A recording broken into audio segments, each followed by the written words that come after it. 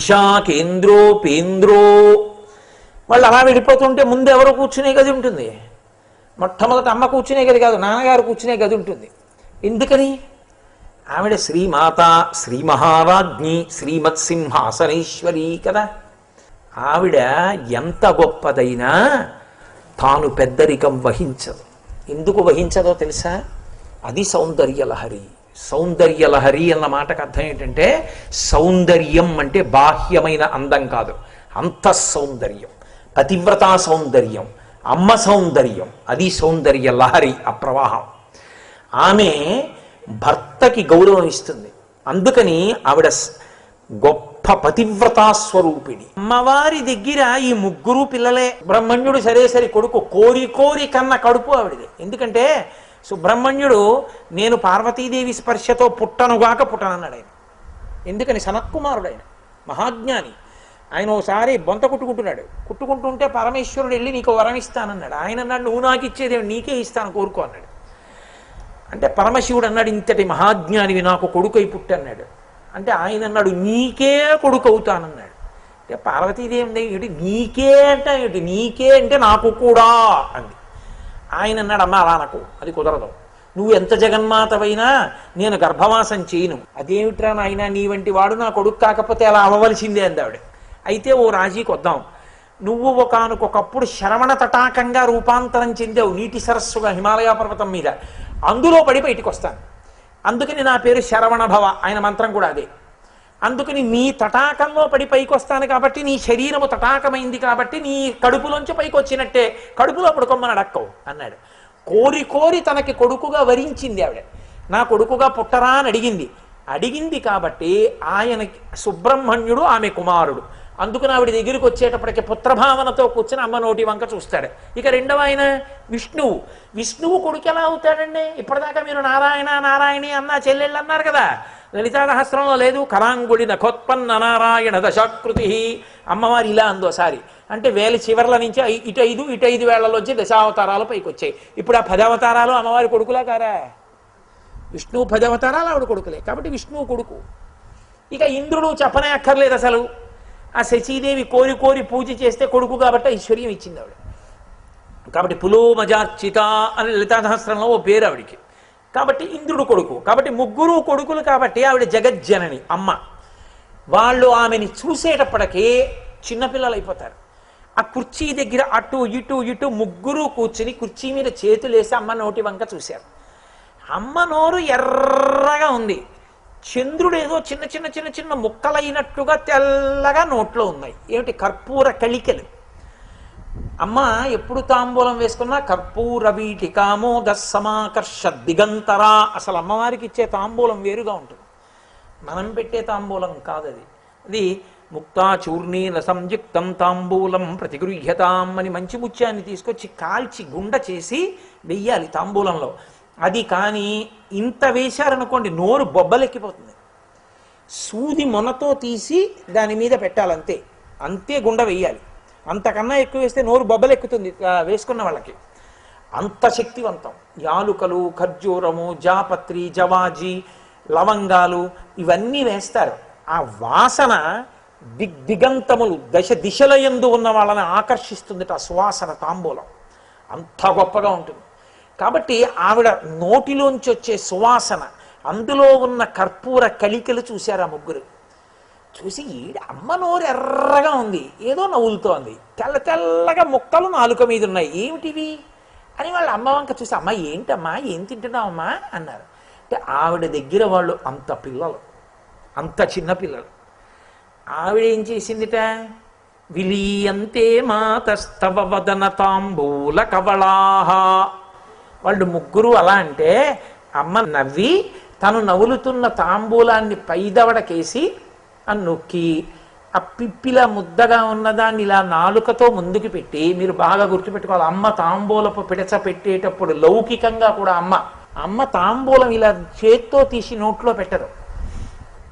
పరమ ప్రేమతో పిల్లాన్ని దగ్గరికి తీసుకుని నోరు తెరవమని తన నోట్లోని నాలుకతో వాడి నోట్లోకి తోస్తుంది. అది అమ్మ ప్రేమ.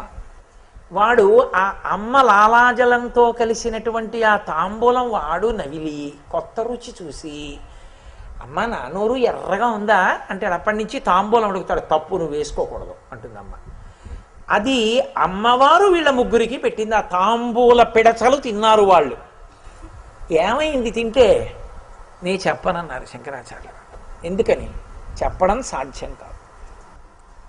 ఆ తాంబూలం తిన్నాడు కాబట్టే సుబ్రహ్మణ్యుడు మహాజ్ఞాని అయి స్వామిమలైలో గోచీ పెట్టుకుని అలా నిలబడ్డాడు బ్రహ్మజ్ఞానిగా.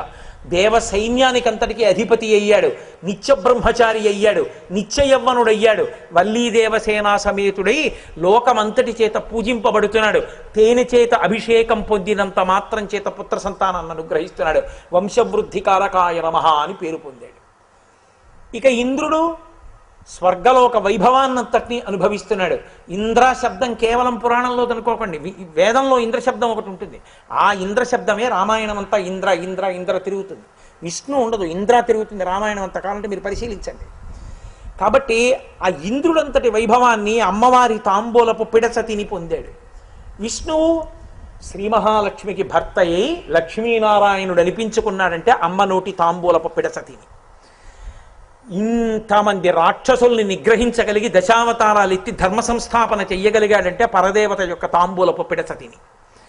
కాబట్టి ఇన్ని చెయ్యగలిగిన సమర్థత ఎక్కడి నుంచి వచ్చిందంటే అమ్మవారి తాంబూలపు పిడచ తినడం వల్ల వచ్చింది. ఆ నోటి వంక ఒక్కసారి ధ్యానంలో కనబడితే చాలు భర్తకొస్తున్న గండం తొలగిపోతుంది. ఆ శ్లోకం రోజు చదివి పరదేవత దగ్గర తాంబూలం వేసుకుంటే, అమ్మవారి నోటిని దర్శనం చేసి వేసుకుంటే భర్తకి గండకాలం తొలగుతుంది, సువాసినిత్వం నిలబడుతుంది, బిడ్డలు పుడతారు, ధర్మమునందు అనురక్తి కలుగుతుంది, సువాసిని పూజ చేయించుకునే అర్హత కలుగుతుంది. పార్వతీదేవి కొడుకులిద్దరూ ఎంత గొప్పవాళ్ళో అంత గొప్ప సంసారం అవుతుంది. ఎందుచేత అంటే లోకంలో ఒక మర్యాద చెప్తారు. అమ్మవారి బిడ్డలిద్దరి విషయంలో అమ్మవారు చెయ్యవలసిన ఉపకారం లేదు. భర్త గారికి చేయడానికి ఉపకారం లేదు, ఆమె చెయ్యక్కర్లేదు. ఎందుచేత అంటే ఆ బిడ్డలు అంత గొప్పవాళ్ళు. మూకశంకరులు ప్రార్థన చేశారు. ఒక చోట అంటారు ఆయన, హేరంబేచ గుహేచ హర్షభరితం వాత్సల్యమంకూరయన్ మారద్రోహిణి పూరుషే సహభువం ప్రేమాంకురం వ్యంజయన్ అంటారు. అమ్మా నీ కొడుకు పెద్దవాడు, మహాప్రయోజకుడు, వినాయకుడు, నువ్వేం చెయ్యక్కర్లా. సుబ్రహ్మణ్యుడు మహాజ్ఞాని, నువ్వేం చెయ్యక్కర్లా. భర్త లోకవందితుడు, అందరి చేత నమస్కరింపబడతాడు శివుడు, ఆయనకేం చెయ్యక్కర్లా. మరి నీ శక్తి అంతా ఎవరి కోసమమ్మా? ఆనమ్రేషు జనేషు పూర్ణ కరుణా వైదగ్ధ్యముత్తాలయ. ఎవరు నీ దగ్గరికి వచ్చే అమ్మా కామాక్షి అని ఇలా వంగి నమస్కరిస్తారో వాళ్ళని అనుగ్రహిస్తూ ఉంటావమ్మా అన్నారు. కాబట్టి ఆ తల్లి తాంబూలపు పిడచ తిన్నటువంటి ముగ్గురు అంత గొప్ప శక్తిని పొందారు. అసలు మీకు నేను ఒక మాట చెప్తాను. కంచిలో ఉన్నటువంటి స్వర్ణకామాక్షిని ఎత్తుకుపోతారేమోనని ఒకప్పుడు పెద్ద ఉపద్రవం కలిగితే ఒక బ్రాహ్మణ కుటుంబం పీఠాధిపతులతో పాటుగా స్వర్ణకామాక్షిని తీసుకెళ్లి తిరువయ్యూరులోనూ అక్కడ దాస్తూ జాగ్రత్తగా చిట్ట చివరికి తంజావూరు తెరిచారు. అక్కడ మహారాజు గారు అక్కడ స్వర్ణకామాక్షి దేవాలయం కట్టించారు. స్వర్ణకామాక్షి లోకాన్ని రక్షించగలదు, కానీ స్వర్ణకామాక్షిని రక్షించాలన్న భక్తితో తిరిగిన బ్రాహ్మణ కుటుంబంలో కామాక్షియే పురుష రూపంతో పుట్టింది. ఆవిడే శ్యామశాస్త్రి గారు. అందుకే శ్యామశాస్త్రి గారు అంత అందం, 6 అడుగుల ఎత్తున ఆయన ఉత్తరీయం వేసుకుని నడుస్తుంటే పుంసామోహన రూపాయ పుణ్యశ్లోకాయ మంగళం. అంతమంది వీధుల్లోంచి బయటికి వచ్చి అరుగుల మీద నిలబడి చూస్తూ ఉండేవారట శ్యామశాస్త్రి గారిని. శ్యామశాస్త్రి గారికి సంగీతం నేర్పిన గురువు గారిలో చాలా గొప్పవారు ఒక ఆయన ఉన్నారు. ఆయన పేరు పచ్చిమిరియం ఆది అప్పయ్య శాస్త్రి గారిని, వాళ్ళ గురువు గారు. ఆయన దగ్గర విద్య నేర్చుకుంటున్నారు. ఆయనకి 22 ఏళ్ళు, గురువు గారికి 53 ఏళ్ళు. సంగీతం చెప్తున్నారు. చెప్తుంటే గురువు గారి దగ్గర తాంబూల చర్వణం చేసేవారు శ్యామశాస్త్రి గారు. ఆయన ఎవరో తెలుసు గురువు గారికి, కామాక్షే పుట్టిందని, అందుకే ఎప్పుడు తాంబూలం వేసుకుంటారని. ఏమీ నియమం లేదు, నా దగ్గర కూడా తాంబూలం వేసుకో అన్నారు. పాట పాడుతుంటే ఒక రోజున శ్యామశాస్త్రి గారు పాట పాడుతుండగా దగ్గు వచ్చింది. ఆ తాంబూలం వెళ్ళి గురువు గారి ఉత్తరీయం మీద పడింది. గభాలన శ్యామశాస్త్రి గారు లేచి నా ఉచ్ఛిష్టం పడింది క్షమించండి అని తుడుస్తున్నారు. గురువుగారు అన్నారు, ఎప్పుడు శ్యామశాస్త్రి అని పిలిచేవారు కాదు, కామాక్షి అని పిలిచేవారు. కామాక్షి నీకు తెలుసు, నాకు తెలుసు, ఎప్పటికైనా నీ తాంబూలపు పిడచ పడాలనే సంగీతం నేర్పాను, నీకు రాదని కాదు. నా జన్మ ధన్యమైంది, తొడవద్దన్నారు. ఆ తల్లి తాంబూలపు పిడచ అంటే అంత గొప్పది. కాబట్టి విశాఖేంద్రోపేంద్రో శశి విశిద కర్పూరశకలా విలీయంతే మాతస్తవ వదన తాంబూల కవళాహ. ఆ తాంబూలపు పిడచలు తిన్నటువంటి ఆ ముగ్గురు ఎంత శక్తి పొందారో, ఆ తాంబూల చర్వణం చేస్తున్న నోరు ఆ తాంబూలపు పిడచ ఏం చెయ్యగలదో నీ చెప్పలేనమ్మా. అందుకని అంత గొప్పది కాబట్టి నేను ఫలశ్రుతి చెప్పను, అలా వదిలేశాను. అసలు లలితాపరాభట్టరికా స్వరూపము ఆవిర్భవించవలసిన అవసరం ఎందుకు కలిగింది అంటే, ఒకానొకప్పుడు మన్మధుని పరమశివుడు తన 3వ కంటి మంట చేత కాల్చేశాడు. ఆ భస్మ రాశి ఒక పెద్ద కుప్ప కింద పడిపోయింది.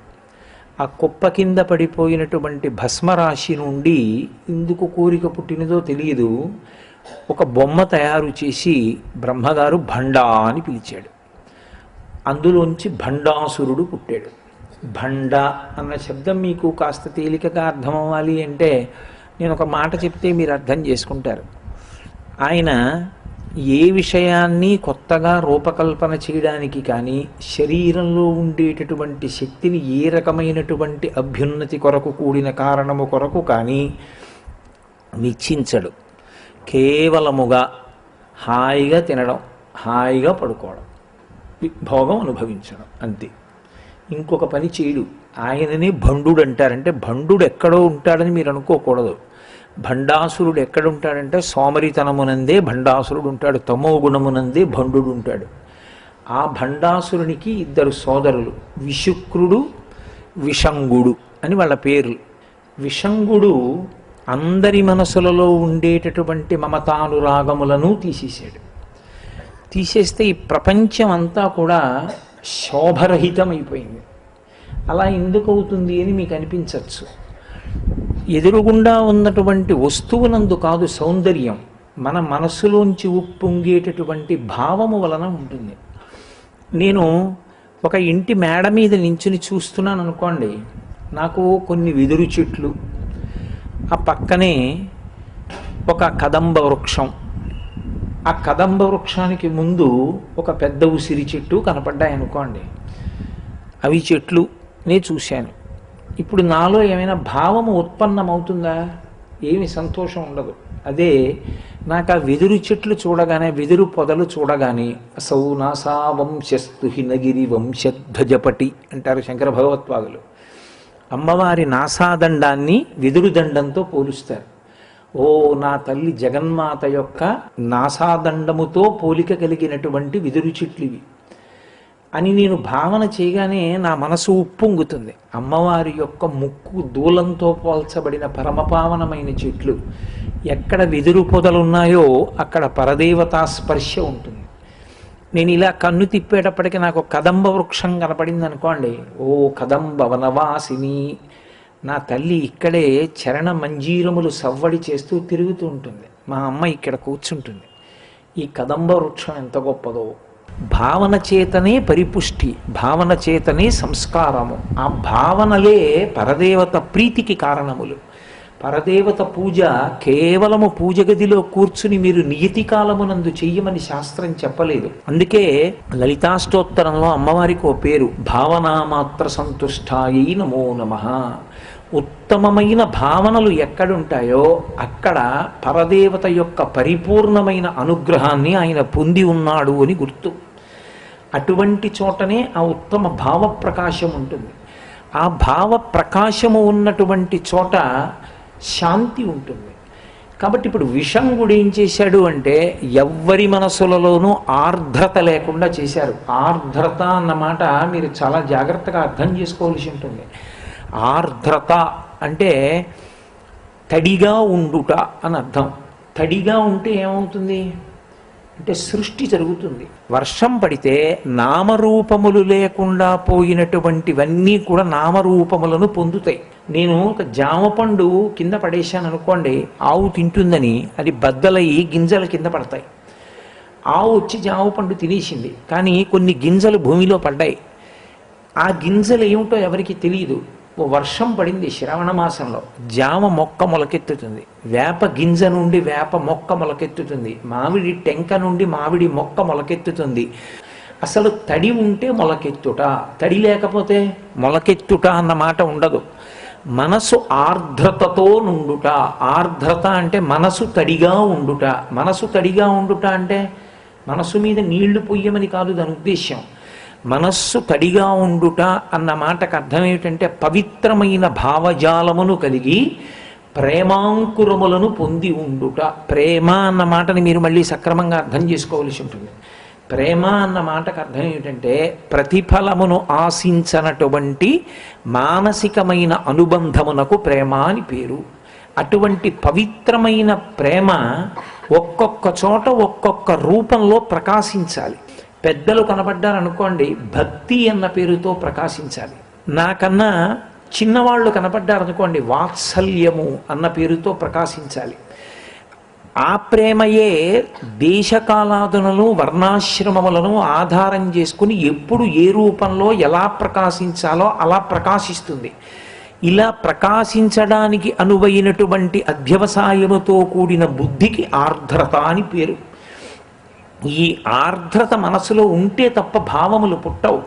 విషంగుడు ఏం చేశాడు అంటే అందరి మనసులలో ఉండేటటువంటి ఆర్ద్రతని తీసేశాడు. కాబట్టి ఇప్పుడు ప్రేమ లేదు, సంతోషం లేదు, ఆనందం లేదు, ఒకరి పట్ల ఒకరికి కారుణ్యం లేదు. అప్పుడు ప్రపంచమునందు శోభ అన్నమాట ఏముంటుంది? అసలు అందము అన్నమాట ఏముంటుంది? విశుక్రుడు పురుషుల యందు ఉండేటటువంటి వీర్యాన్ని, వారి తేజస్సుని హరించాడు. ఇప్పుడు ప్రత్యుత్పత్తి లేదు. స్త్రీల యందు ప్రేమ లేదు, పురుషుల యందు వీర్యము లేదు. కాబట్టి ప్రత్యుత్పత్తి లేదు. అంటే సృష్టి స్తంభన స్థితిని పొందింది. సృష్టి యందు ఇక కొత్తగా పుట్టకపోతే స్థితి అన్నమాట ఎక్కడుంది? లేదు. స్థితి లేనప్పుడు లయ జరిగిపోతుంటుంది, అంతే, పడిపోతారు, ఉన్నతి ఉండదు. అంటే సృష్టిని పరమేశ్వరుడు చేసినటువంటి ధర్మ నిర్మాణాన్ని ప్రశ్నించే రీతిలో వాళ్ళు వ్యవస్థనంతటినీ కూడా వైక్లభ్యానికి గురి చేశారు. అది వాళ్ళిద్దరూ చేసినటువంటి పని. భండు వాళ్ళిద్దరిని ప్రోత్సహించాడు. సంతోషంగా ఉన్నాడు. ఇది దిద్దాలి. ఇప్పుడు దిద్దడం కోసం దేవతలు హిమాలయ పర్వతాల మీద ఒక పెద్ద యాగాన్ని సంకల్పం చేశారు. సంకల్పం చేసి వాళ్ళు తమని తాము ఆహుతులుగా సమర్పించారు. అందులోంచి పరదేవతా స్వరూపం ఆవిర్భవించింది. చిదగ్నిగుండ సంభూత దేవకార్య సముద్యత. దేవతల యొక్క కార్యాన్ని తీర్చడానికి పరదేవత ఆ చిదగ్నిగుండంలోంచి పైకొచ్చింది. ఈ పైకి వచ్చినటువంటి స్వరూపాన్నే లలితా స్వరూపము, కామాక్షి స్వరూపము అని పిలుస్తూ ఉంటారు. ఇందులో ఒక నియమం ఉంటుంది. పరమేశ్వరుడు నిజానికి స్త్రీ కాదు, పురుషుడు కాడు, నపుంసకుడు కాడు. అసలు పరమేశ్వరుడికి లింగభేదం లేదు.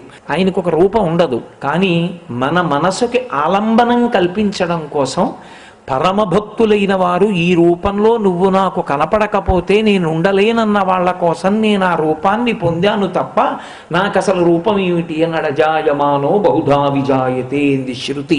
అసలు పుట్టవలసిన అవసరం లేనివాడు, ఎప్పుడూ అంతటా నిండి నివిడీకృతమై ప్రకాశించువాడు ఈ కంటికి అందేటట్టుగా కిందకి దిగి వచ్చాడు. అవతార అంటారు. అందుకే తార అంటే ఈ కంటికి యథార్థ స్వరూపం తెలియదు. ఈ భూమి కన్నా సూర్యుని కన్నా కొన్ని వేల రెట్లు పెద్దదై స్వయం ప్రకాశకమైన తార ఆకాశంలో ప్రకాశిస్తే మాంసనేత్రం పట్టుకోలేదు. అవతార కిందకు వచ్చిందనుకోండి తెలుస్తుంది. ఈ మాంసనేత్రంతో చూడబడడానికి వీలుగా తను కిందకి దిగితే అవతార. అలా పరతత్వం కిందకి దిగొస్తే అవతార స్వీకారము చేసినది అంటారు. పరదేవత అవతార స్వీకారం చేసి చిదగ్నికుండంలోంచి బయటికి వచ్చింది. ఇందులో చిన్న తంత్రభేదం ఒకటి ఉంటుంది.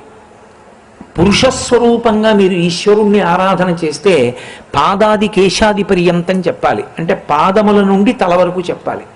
స్త్రీ స్వరూపంగా చెప్తే కేశాది పాదాది పర్యంతం చెప్పాలి, అంటే తల నుండి పాదముల వరకు చెప్పాలి. అందుకే వ్యాస భగవానుడు లలితా సహస్రనామ స్తోత్రం చేసేటప్పుడు అమ్మవారిని మొట్టమొదట తల దగ్గర ప్రారంభం చేసి పాదముల వరకు చూపించాడు. అయితే మీరు నన్ను ప్రశ్న వెయ్యొచ్చు, అలా మొదలు పెట్టలేదు కదండి మరి వ్యాసుడు, తలతో మొదలు పెట్టలేదే, మొట్టమొదట ఎర్రటి కాంతి చెప్పాడు. చిదగ్నికుండ సంభూత దేవకార్య సముద్యత. తర్వాత బుద్ధ్యద్భాను సహస్రాభ చతుర్బాహు సమన్విత, 4 బాహువులు చెప్పాడు. రాగస్వరూప పాషాఢ్య క్రోధాకార అంకుశోజ్వల మనోరూపేక్షుకో దండ పంచతన్మాత్ర సాయక. 4 చేతులు 4 ఆయుధములు చెప్పాడు. మళ్ళీ ఎర్రటి కాంతి చెప్పాడు. నిజారుణ ప్రభాపూరమజ్జద్ బ్రహ్మాండ మండల. ఇప్పుడు తల దగ్గరికి వెళ్ళాడు. చంపకాశోక పున్నాగ సౌగంధికల సత్కచ. ఇక ఆగలేదు. కురువిందమణి శ్రేణీ కనత్కోటీరమండిత అష్టమీ చంద్ర విభ్రాజరలిక స్థల శోభిత ముఖచంద్ర కళంకాభం మృగనాభి విశేషక వదన స్మర మాంగల్య గృహతోరణ చిల్లిక అంటూ పాదముల వరకు వచ్చేసాడు. బాగా గుర్తుపెట్టుకోవాలి. లలితా సహస్రనామ స్తోత్రమునందు వ్యాస భగవానుడు ఒక్క పెద్ద రహస్యాన్ని దాచాడు. మొట్టమొదట అమ్మవారి ఆవిర్భావం చెప్పేటప్పుడు ఆ చిదగ్నిగుండంలోంచి వచ్చిన అమ్మవారి యొక్క రూపాన్ని ముందు చెప్పలేదు. చెప్పకుండా ఉద్యద్భాను సహస్రాభ అన్నాడు. ఉత్ అంటే పైకి లేవడం. ఉదయిస్తున్నటువంటి సూర్యబింబములు సహస్రము. సహస్రము అంటే 1000 కాదు, అనంతము అని అర్థం సంస్కృతంలో. అనంతమైన సూర్యబింబములు ఏకకాలమునందు ఉదయిస్తే ఎటువంటి ఎర్రటి కాంతి వస్తుందో అసలు ఆ సూర్యోదయాన్ని మీరు అనుభవించాలి. సూర్యోదయాన్ని తిక్కనగా అనుభవించాడు మహానుభావుడు. మహాభారతంలో విరాట పర్వంలో ఎంత అద్భుతంగా అనుభవించాడో. నీరజాకరములు నిష్ఠయై చేసిన భవ్యతపంబు ఫలమనంగా దినసముఖాకి నందిత చక్రయుగ్మకంబుల యనురాగంపు బ్రోవనంగా హరిహర బ్రహ్మ మహానుభావంబులొక్కటింగాగ గరగిన కట్టియనగా అతుల వేదత్రయలతి కాచయము పెనుబొందన్ పుట్టెడు మూల కందమనగా అఖిల జగముల కందెరయగుచు జన సమాజ కరపుట హృదయ సరోజములకు ముకుళనంబును జృంభణంబును నర్చి భానుబింబంబు పూర్వాద్రిపై విలింగే అంటాడు.